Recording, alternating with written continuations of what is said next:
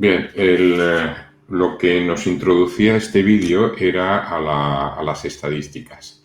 Este año he incluido en las estadísticas, cada año yo esta presentación la voy haciendo dinámica, quiere decir con ello que lo que voy es actualizando las estadísticas anuales que van saliendo. Si vemos, esta es la que yo presentaba el año pasado, en la cual la población total pues estaba rondando los 46.800.000 habitantes aproximadamente, donde la población era un 18,1% mayores de 64 años. Este año, estos son datos recientes también del Instituto Nacional de Estadística, vemos que hemos aumentado casi 400.000 habitantes, aproximadamente un 1% en un año, y en la misma proporción prácticamente, quizás un poco más, han aumentado también en el porcentaje de las personas mayores de 64 años. Han pasado al 19,4%. Y la evolución, como se ve, sigue en aumento, lo que quiere decir que la pirámide de población cada vez está envejeciendo más. Esta pirámide de población que, como vemos, por ejemplo, en el 2009 estaba más o menos estable, estaba aproximadamente en una edad media entre 35 o 40 años, en la actualidad vemos que en el 2019 ha aumentado aproximadamente casi 10 años de edad media lo que está teniendo la población.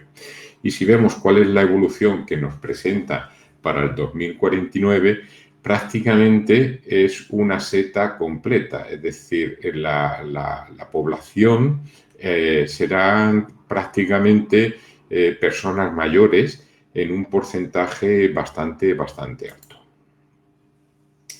Aquí tenemos, esto es una proyección de este año, a enero del 2019, cuando estábamos próximos a los 47 millones de habitantes. Vemos cuál es la evolución. A la derecha tenemos mujeres, a la izquierda hombres, y suele ser un patrón bastante simétrico. Hay que decir que en los últimos tiempos la población se está decantando más por que existan más mujeres que hombres, justamente por el patrón que hay de que la mujer vive más tiempo que el hombre. Bien, Juan pues, Antonio, sí, perdón. dime. Es que creo que tenemos un problema, por eso no veíamos el vídeo, está diciendo Cristi, y es verdad, es que no vemos las diapositivas de pasar, nos hemos quedado en el ¿qué veremos hoy? ¿Qué dices? Sí, tal cual. ¿Me habéis escuchado, pero no están pasando las diapositivas? Exacto, sí, te escuchamos perfectamente, pero no podemos ver las diapositivas. Qué barbaridad. Pues esto es la primera vez que me pasa en toda la... Esto, vamos a ver. Vuelvo a hacer la presentación. Vamos a ver.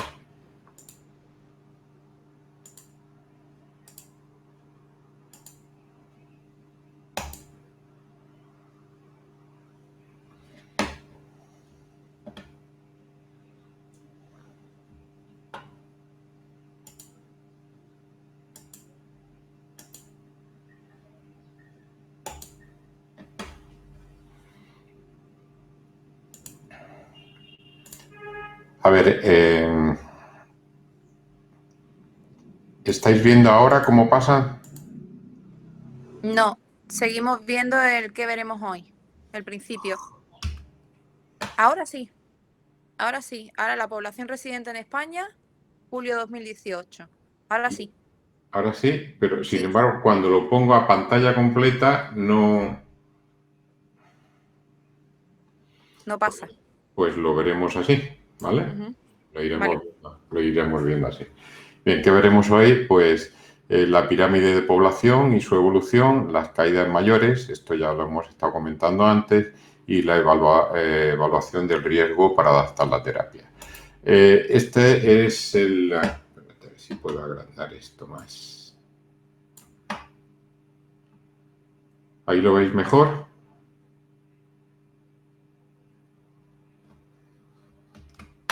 Sí, así se ve bien. Vale, gracias. Bien.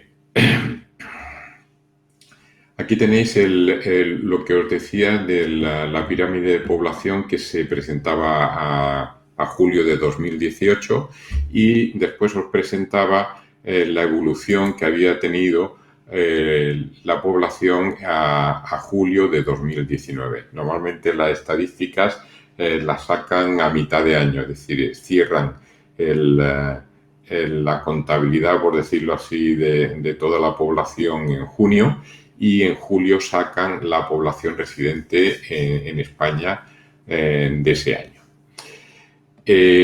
Lo que decía era justamente que vemos aquí la pirámide de población en la cual vemos que en el 2009 aproximadamente la media se estipulaba en torno a los 35 o 40 años, mientras que las perspectivas que tienen para el 2049 pues se sitúa bastante mayores todas las personas que van a ser la gran mayoría. Vemos aquí también la población a 1 de enero, donde ya éramos 47 millones de habitantes, cuál era la progresión que íbamos a tener hasta el 2043. Y vemos que prácticamente son simétricas las proporciones, si bien hay que decir que la esperanza de vida de la mujer es mayor. Esto ya lo veremos, me parece, en la próxima diapositiva. Exacto. Donde la esperanza de vida en España se sitúa para toda la población en su conjunto en 83,1 años. Las mujeres tienen una esperanza de vida superior con 85,7 años frente a los 80,4 de los hombres.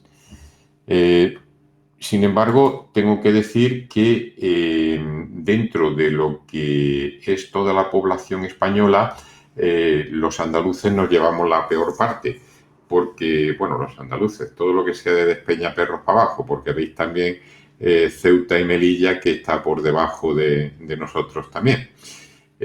Somos los que tienen peor esperanza de vida en toda España, pero bueno, eso no nos tiene que preocupar mucho porque si analizamos la esperanza de vida del resto del mundo, actualmente creo que estamos los terceros o los cuartos en mayor esperanza de vida del mundo. Por lo tanto, nos podemos dar con un canto en los dientes. Somos gente muy saludable y muy longeva.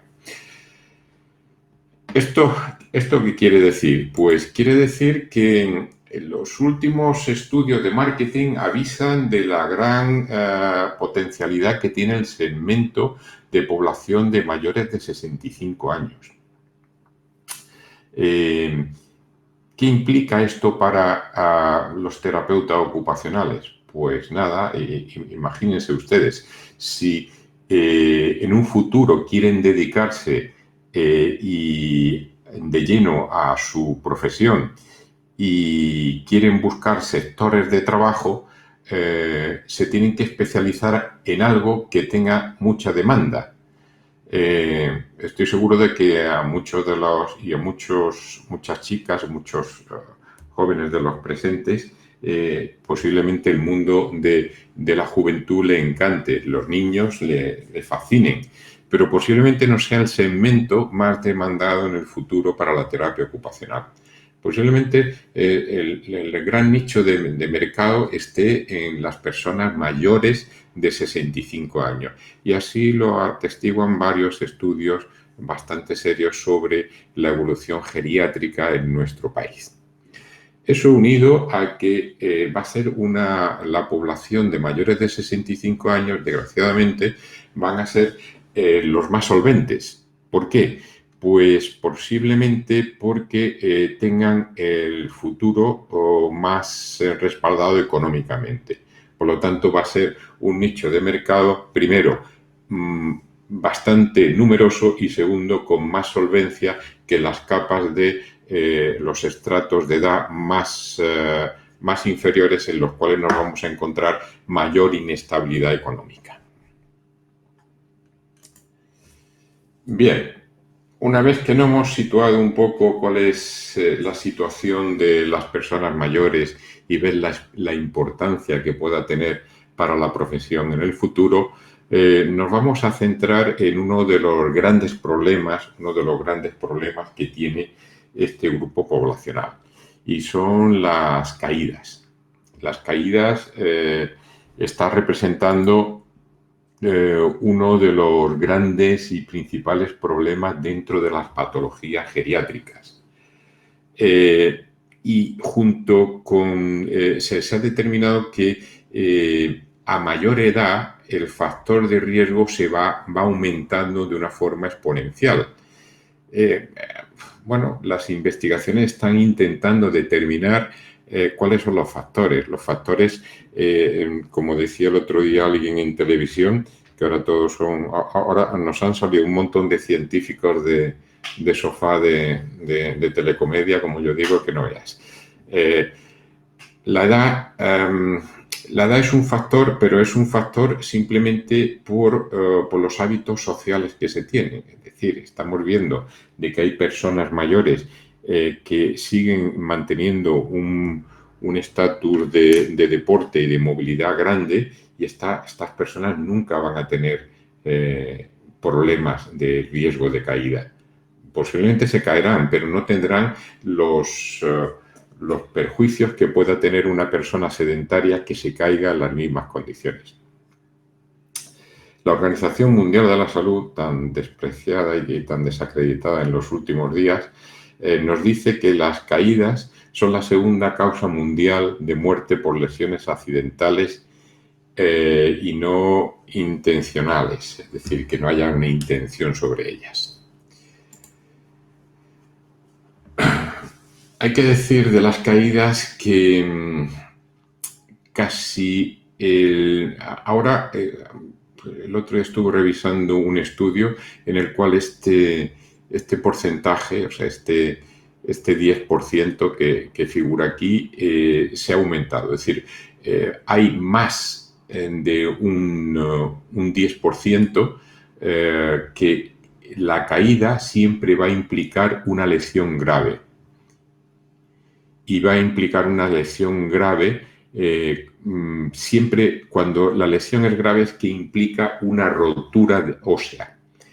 Suele ser siempre la rotura de la cadera. Aquí estamos viendo que se rompe en la cabeza femoral, en el cuello de la cabeza femoral, pero suele haber otro tipo también, es decir, también hay fracturas cotileas, es decir, el cótilo donde la cabeza del fémur se aloja, suele también claudicar en muchos casos. Y esto se va a dar por la posición de sedestación, por una posición mantenida en sedestación, donde la persona hace una presión sobre la pared del cótilo y va creando una debilidad. Al hacer un sobreesfuerzo o una caída que incide sobre esta zona que la hemos estado maltratando, al final esa debilidad acaba claudicando y rompiendo por esta zona. Muy bien, vamos a continuar. En torno a los 85 años de edad, 2/3 de las muertes de las personas mayores están relacionadas con lesiones por causas de caídas. Este año, como sabréis, hemos roto la estadística, pero bueno, esto nos tiene que valer ahora mismo. 2/3 de las muertes relacionadas con las lesiones están causadas por caídas. El año que viene tendremos que revisar estos estudios porque seguramente nos van a decir que las lesiones pulmonales posiblemente han pasado a ocupar el primer puesto, pero bueno. En estudios del 2008 se estimó que el coste de cada uno de los accidentes que tenía una persona mayor y que de una forma u otra había que hospitalizarla, había que hacerle algún tipo de intervención, se estimó un coste medio por paciente de 8.365 euros. Bueno, actualmente es posible que esta cantidad se haya aumentado. El envejecimiento es la pérdida progresiva y escalonada de las funciones fisiológicas inherente al proceso vital que termina con la muerte. Bien, esto es una descripción que nos tiene que hacer pensar, sobre todo, a plantearnos una pregunta. Si esta afirmación nos lleva a que el paciente es potencialmente susceptible o débil, tiene una debilidad, la pregunta es, ¿qué puede hacer la terapia ocupacional para ralentizar estas pérdidas funcionales? Este es un punto de debate. Aquí ya lo tenía puesto el año pasado. Aquí hacíamos una parada en la clase y lo que hacíamos era un coloquio para intentar determinar por sectores, se creaban unos grupos de debate y ver qué propuestas asistenciales proponía cada grupo, cuáles eran las propuestas que podían salir a bote pronto dentro de la clase. Hoy no lo vamos a hacer, pero bueno, que sepáis que estaba así estipulado en su momento. Bien. Vamos a ver, después de esa parte de intentar saber cuáles eran las áreas en las cuales podíamos trabajar y cada alumno aportaba su parte, casi todos llegábamos a la misma conclusión. Es decir, había unas áreas de trabajo que eran muy clásicas. Era la parte cognitiva, la parte física. Dentro de la parte física había dos apartados. Una es la parte física que implicaba un ejercicio lúdico y sobre todo la parte que era una parte motivacional dentro de estas áreas de trabajo, que era la socialización del individuo. Y a través de saber cuál era el nivel de afectación que podía tener esta persona, se podían establecer tanto terapias individuales como terapias globales.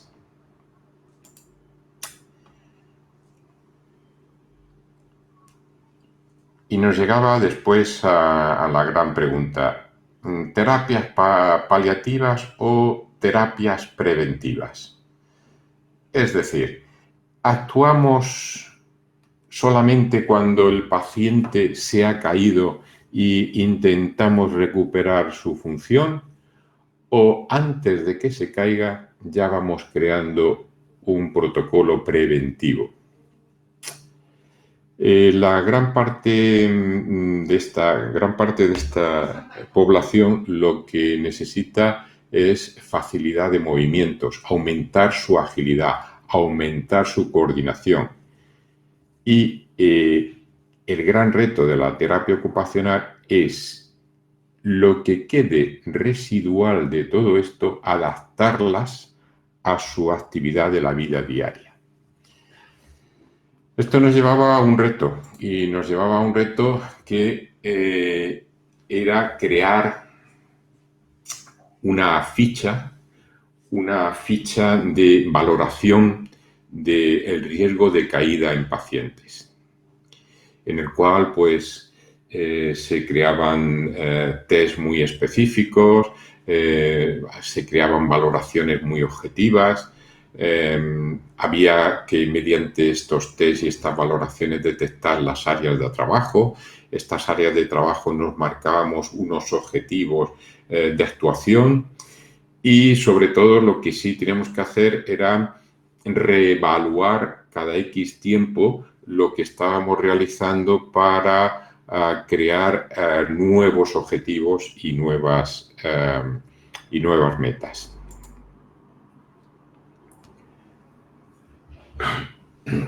Bien, ¿qué nos encontrábamos? Pues nos encontrábamos que había una serie de test cognitivos, había una serie de test de socialización y test sobre todo de movilidad, agilidad y coordinación. Todos estos, en su conjunto, lo que implicaban era medir el riesgo de tener una caída.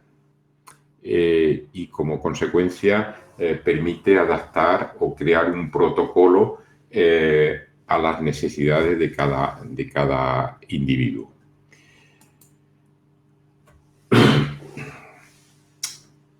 Cuando se empezó a realizar todas estas valoraciones, cuando yo empecé a recopilar todas estas informaciones, me di cuenta de que para cada cosa existía algo. Es decir, tenemos que hacer una valoración completa. Pero a mí se me quedaba corto. Es decir, yo podía detectar muchas áreas en las cuales se necesitaba trabajar, se marcaban objetivos. Pero al final, si a ti alguien te preguntaba, ¿esta persona tiene riesgo de caída? Tú podías decir sí, no, pero no llegabas a cuantificar, no llegabas a tener una aproximación de decir de 0 a 100 cuánto riesgo de caída tiene esta persona. Y ese era o sigue siendo el gran reto, porque claro, en una valoración completa tiene que incluir una función física, ver cuál es la fuerza y tono muscular, las amplitudes articulares, si hay o no hay rigidez o contracturas, si lo que tiene son movimientos anormales, si tiene temblores, si tiene distonías y si son procesos asociados a una enfermedad que pueda estar padeciendo o como consecuencia de una medicación, sea por haber tenido un accidente cerebrovascular, por tener una desmineralización bastante grande y tener una osteoporosis galopante o por una medicación que le esté causando merma física también. Bueno, pues todo esto había que tenerlo bastante valorado. La función cognitiva, orientación temporoespacial, es decir, el que una persona sepa dónde está, en qué tiempo está, si es lunes o si es miércoles, y lo que era más grave, la función cognitiva de reconocimiento de su propio cuerpo, de su esquema corporal. Acababan por perder la noción de su cuerpo. Dentro de la función cognitiva, tener también un grado de comprensión y expresión, reconocimiento y esto nos llevaba a una situación de ¿son capaces de reconocer una situación de peligro? La función cognitiva nos va a determinar si esa persona tiene poder de reaccionar a una situación de peligro. Y esto va a ir en función si se puede comunicar, si tiene fasias, si tiene prasias, si tiene noxias, es decir, tiene alguna falta de poder comunicar de forma verbal, si tiene alguna praxia, si tiene alguna forma de que su cuerpo no reaccione a lo que está pensando, que quiera coger algo y no pueda cogerlo porque hay una función motora que no le está funcionando, o una anoxia, es decir, simplemente no comprenda qué es lo que está pasando. Después vamos a cuestiones sensorosensitivas, la agudeza visual y auditiva, sensibilidad superficial y profunda, saber si cuando toca algo realmente puede distinguirlo, o nota el calor o nota el frío.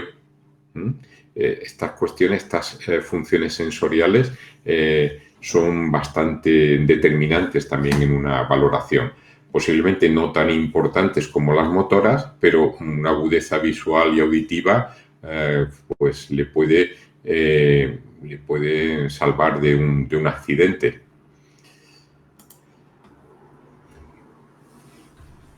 La función anímica. La función anímica era algo que yo, la verdad que contemplaba, pero contemplaba desde un punto de vista de decir, bueno, pues lo dejo para lo último, pero con el tiempo me he dado cuenta de que, y me he dado cuenta justamente haciendo trabajos para deportistas, donde la función anímica influía bastante en el rendimiento del deporte. Por lo tanto, si esta función anímica también está deficitaria, es decir, si el individuo tiene tristeza, tiene inquietud, tiene apatía, incluso puede tener un miedo, sea a caer o sea a cualquier otra cuestión. Bueno, pues todas estas funciones anímicas van a tener un papel determinante en esta valoración.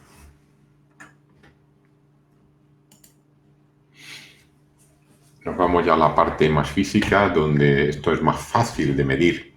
Esto, crear unas pautas de equilibrio en bipedestación o en sedestación, ver de qué forma guarda ese equilibrio, la amplitud de la base de sustentación y los tiempos que tengan de reacción ante un desequilibrio. Todo esto es importante y es muy fácil de medir. Problema que para todo esto que estamos hablando aquí del equilibrio y sobre todo para la marcha, que es lo que veremos después, pues hay un montón de test y demás que nos van a indicar el posible riesgo que tenga esta persona para tener riesgo de caída. En la marcha nos vamos a encontrar que la postura en bipedestación es fundamental, la longitud y frecuencia, simetría de los pasos y la velocidad de reacción, que ya la podemos medir antes, pero aquí vemos también cuál es la velocidad de desplazamiento. Y hay muchos test que nos van a indicar esta funcionalidad, si va a tener un riesgo de caídas o no. Bueno, y aquí es donde ustedes, aquí ya me ganan por goleada. Actividad de la vida diaria, puesta en juego de sus habilidades, su desempeño, riesgo de accidente durante su realización, hábitos, entorno. El entorno, en muchos ámbitos le dan una gran importancia al entorno. Yo estoy muy de acuerdo que al entorno hay que adecuarlo cuando la persona tiene un alto riesgo de caída. El entorno es lo primero que hay que modificar. Pero si la persona no tiene un alto riesgo de caída, lo que tenemos que hacer es mejorar una serie de habilidades para que su entorno no se tenga que ver modificado. El hecho de que tú a una persona en su casa le tengas que modificar el entorno pasa por un periodo de cambio. Es decir, le acabas de meter un cambio en su vida. Esta modificación del entorno, igual que cualquier cambio en la vida, va a pasar por esa famosa curva que ya le expliqué a ustedes, en la cual el primero es la negación. ¿A mí por qué me tienen que cambiar esto de sitio si yo nunca me he caído aquí, nunca he tropezado? ¿Por qué me lo van a quitar ahora? Hay una fase de negación, una fase de miedo. Bueno, si me lo quitan, a ver si es verdad que estoy tan mal como dicen, porque posiblemente no me he caído ahora, pero si esta gente lo dice, aquí me voy a caer. Y hay una fase de miedo, una fase, bueno, pues va a pasar por todas las fases, ¿no? Por lo tanto, el hecho de modificar el entorno tiene gran importancia, pero vamos a tener que actuar con bastante cautela cuando tengamos que modificarlo. Y en ello, pues, tenemos que identificar las situaciones de peligro que pueda significar la actividad de la vida diaria que realiza, cuáles son los elementos de riesgo principales y, sobre todo, la respuesta de la familia o el cuidador que tenga esa persona.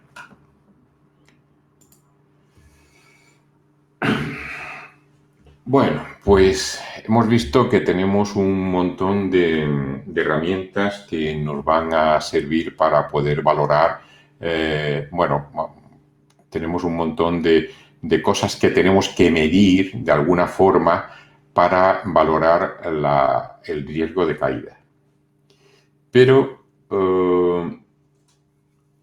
lo principal que vamos a tener siempre es el factor de deterioro físico y junto con este deterioro físico el miedo que se empieza a generar a caerse.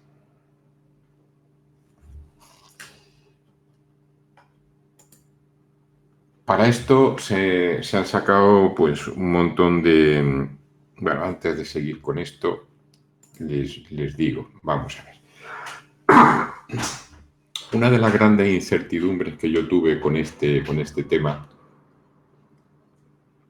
era de que cuando yo me ponía a intentar clarificar qué es lo que de todo esto que les he explicado y de los 101 test que puede haber para medir todo lo que les he dicho que hay que valorar, yo decía, pero vamos a ver, ¿hay alguno de estos test que te diga efectivamente esta persona va a tener un riesgo de caída?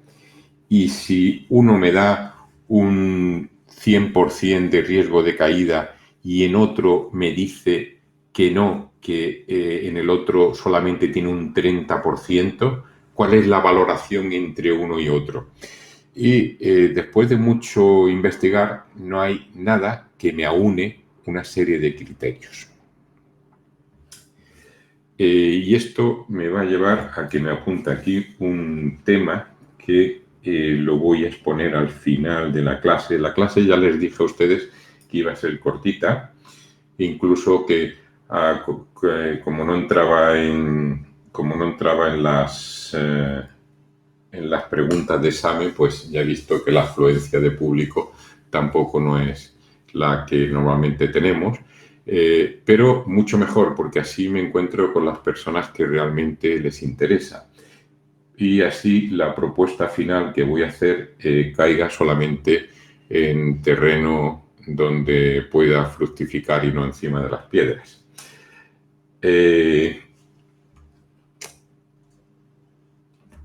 Vamos a ver. Como han visto, en el campus virtual le he subido varios tests.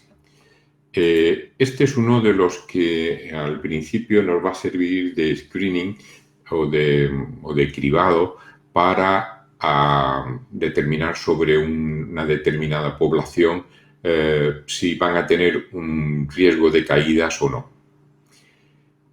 Una de las preguntas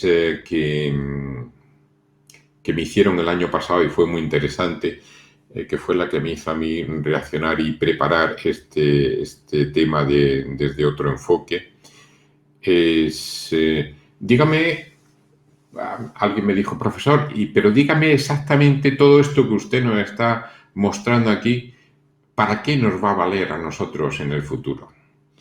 Y lo que yo les contesté en ese momento me quedó, tuve que pensarlo casi 10 segundos. Y la pregunta fue muy clara, es decir, imagínense ustedes que tienen la gran suerte de que terminan cuarto, hacen su TFG y donde han estado haciendo las prácticas, que es una residencia de mayores y demás, y que les ha gustado su forma de trabajar y le ofrecen un contrato en prácticas durante un tiempo. Muy bien, perfecto. y llegan a esta residencia y cuando se encuentran con el director, lo primero que le dicen es: pero usted, aquí la gente es muy sedentaria, la gente, el gran problema que tenemos son las caídas, que cada vez que se cae una persona necesita más cuidados y necesitamos hacer una prevención sobre las caídas. Vale, pues lo primero que hay que saber es qué riesgo de caída tiene cada individuo. Y si tenemos herramientas que sepamos utilizar de forma adecuada, vamos a poder elaborar un informe para esa persona que nos lo ha pedido con un riesgo individualizado, un riesgo por segmentos y un riesgo por el global de la población que hay en la residencia. Y en función de este informe, hacer una propuesta de intervención con diferentes modalidades de trabajos o de protocolos para paliar este tema.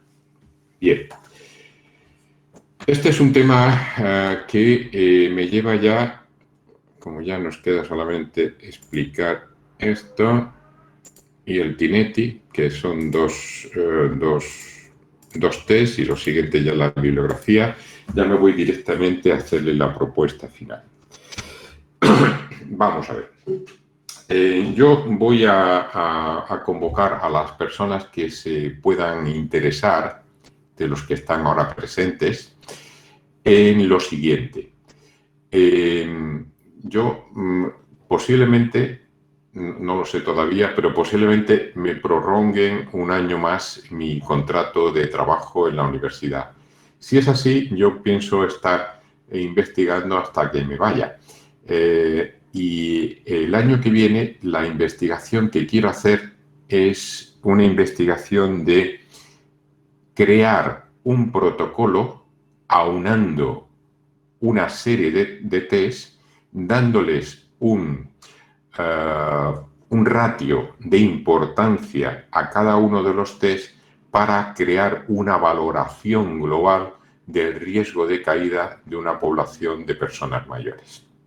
Quiero decir con esto, de que si a mí este test que tengo aquí, que es el test de la silla, o el test de Tinetti, que lo que me va es a valorar en atención primaria cuál es la calidad de la marcha y la calidad del equilibrio de esta persona, pues esto puede tener mucha importancia, puede tener una gran importancia, pero su parte cognitiva, si esto me da bastante positivo y su parte cognitiva me da negativo,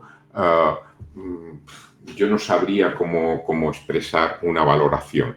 Es decir, Tinetti me dice que no tiene riesgo de caída y otros test me dicen que sí tiene riesgo de caída. ¿Cómo hago esa valoración? Bueno, pues analizando, haciendo una búsqueda bibliográfica, la verdad es que no he podido encontrar nada que me unifique todas estas escalas y me creen un protocolo estandarizado para área por área determinar cuáles son los mejores test que se puedan realizar y crear una plantilla donde al final me pueda decir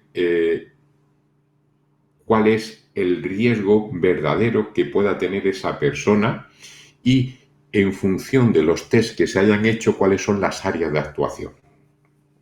Bien, mi propuesta es la siguiente. Si yo el año que viene consigo estar un año más,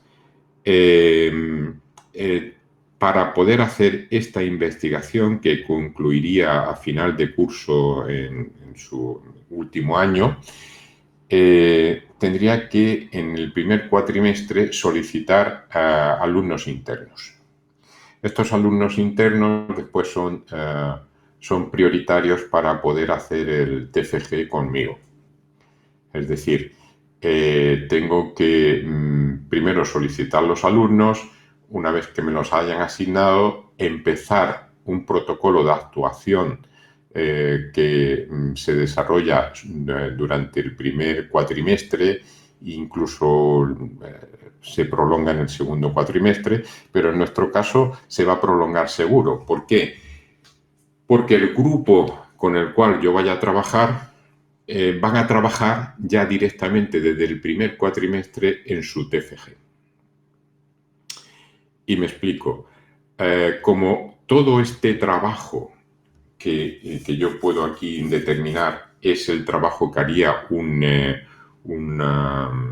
equipo de investigación, nosotros vamos a empezar a investigar, pero no en el segundo cuatrimestre, cuando tenemos solamente 4 meses para elaborar un informe científico, que es lo que se está haciendo actualmente en un TFG. Si nosotros empezamos a trabajar desde principio de curso, cuando llegue el segundo cuatrimestre estaremos prácticamente para crear unificar los conceptos y crear las conclusiones y redactar un buen documento. Bien, para todo esto lo que necesito es que alguien de los presentes que esté interesado me mande un correo por el correo interno diciendo que está interesado o interesada y yo crearía una reunión o la semana que viene o la siguiente simplemente para explicar un poco cuál sería el proyecto que tengo ahora mismo esbozado y tengo que desarrollar, pero está todo supeditado a que a mí me puedan prolongar el contrato de trabajo un año más. Si es así, pues los interesados que me pasen su interés a través del correo electrónico, les citaría, no sé si para la semana que viene o para la siguiente, seguramente sería para la semana siguiente, serían nada, 15-20 minutos y normalmente suelo tener entre 4 y 6 personas en TFG. Serían, no sé cuántos alumnos internos me pueden asignar, pero yo escogería el máximo y serían simplemente esas personas las que vayan a trabajar conmigo. La cuestión de elección, si son muchos, pues tendré que buscar un sistema de elegir quiénes son las personas. A suertes, pues la verdad que no lo haría. Tendría que mirar un poco expedientes académicos y mirar un poco mis notas de trabajo de las prácticas y ver todo, pues tener un criterio para poder decir esta persona sí, esta persona no, me interesa por el trabajo. Estamos hablando ahora a bote pronto, pero lo que sí quiero es que saber primero si hay personas interesadas o no. Bien, ahora voy a intentar compartir otra pantalla, dejar de presentación para intentar irme al campus virtual.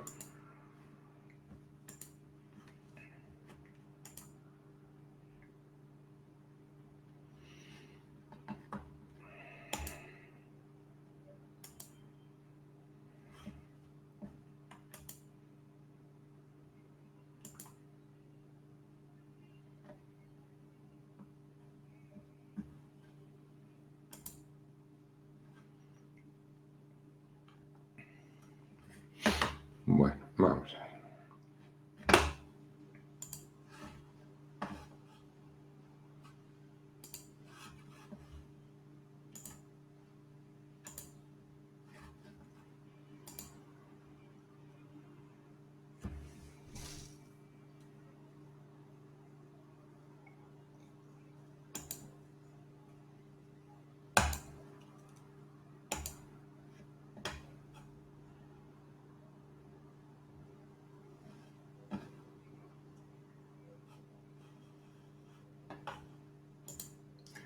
A ver, ¿estáis viendo ahora el campus virtual?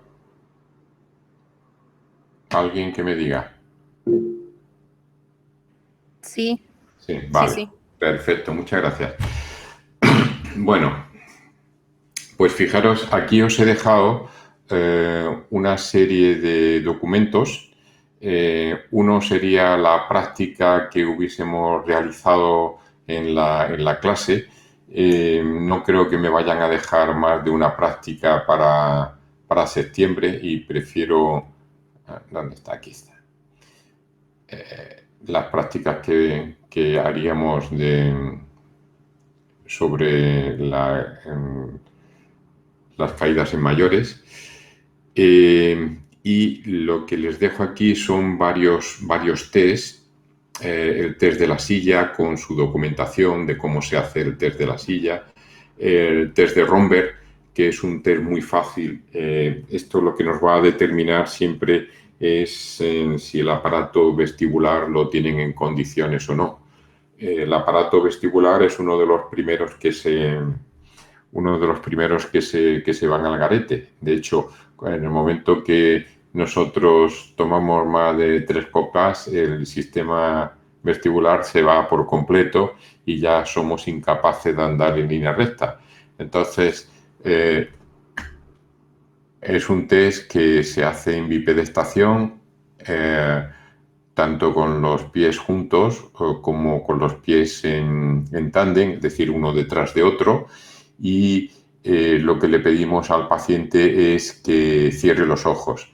A partir de ese momento es el sistema vestibular el que entra para corregir la verticalidad y como no funciona, pues empieza el paciente a caerse. Tenemos también el test de Tinetti, que tengo ahí un vídeo que les va a explicar perfectamente cómo se hace el test de Tinetti y una plantilla de recogida de datos del test de Tinetti. Tanto este como la escala BERT, que es otra escala para ver el equilibrio y la verdad que como esto tendríamos aquí pues un montón más. Pero estos son los principales que hay a nivel físico para determinar cuáles son los riesgos de caída de las personas mayores. Muy bien. Bueno, pues hasta aquí lo que tenía que contarles hoy. Necesito que si tienen ahora mismo preguntas que empiecen a disparar. Venga, adelante. ¿No hay preguntas?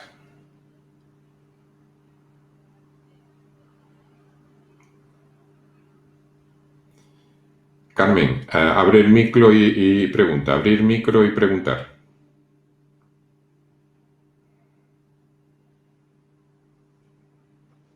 Es que tengo el aparato y no sé si se me escucha bien. Yo te escucho perfecto. Dime, Carmen. Vale. Que creo recordar que el podcast de la parte 2 de Kinesio lo ibas a subir, ¿no? Sí, lo que pasa es que Lo tienes que grabar, empecé ¿no? a hacerlo esta mañana cuando me di cuenta que estaba el micro estropeado y cuando llevaba prácticamente 30-35 minutos soltando el rollo, digo, voy a ver por dónde va. Y lo conecté y solamente veía pasar las diapositivas sin sonido. Entonces, si puedo, entre hoy y mañana, bueno, hoy ya no creo, pero mañana me pondré con él y la segunda parte de Kinesio, el podcast de Kinesio, lo subo, ¿de acuerdo? Vaya, yo lo decía porque es que me gusta estudiar con los podcasts al lado porque es que voy completando cosas que me faltan y así, vaya. Muy bien. Pues muchas gracias. Lo de hoy lo que he hecho ha sido, si veis aquí bueno, ahora ya no porque no estoy compartiendo pantalla, pero esta clase se estaba grabando y lo que voy a hacer es intentar editarlo, lo que haya salido y subirlo también como podcast. ¿Alguna pregunta más?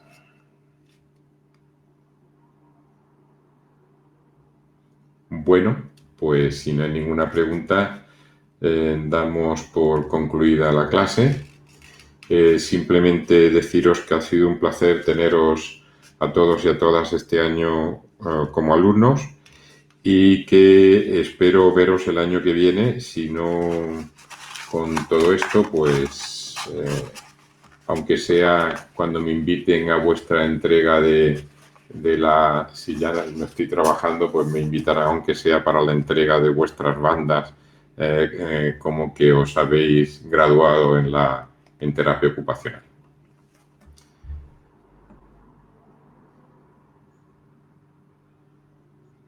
Ha sido un placer para todos. Ha sido un placer también para mí tener un grupo. Ya lo dije el año pasado, que os echaba mucho de menos, porque el grupo que tuve el año pasado no tenía mucho feedback, pero ha sido un placer volveros a tener de nuevo como alumnos.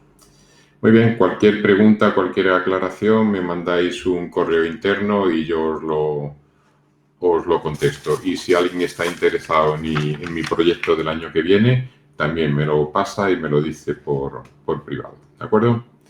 Pues muchas gracias. Venga, nos vemos.